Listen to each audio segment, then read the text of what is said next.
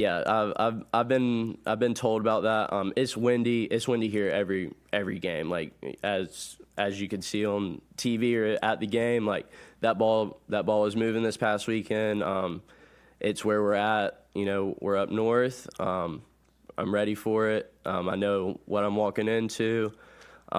Just so that's something that I'm well aware of, and I'm still going to play my ball to the best of my ability and trust my swing, trust my technique, and everything that I've been doing the past 10, 11 years I've been kicking.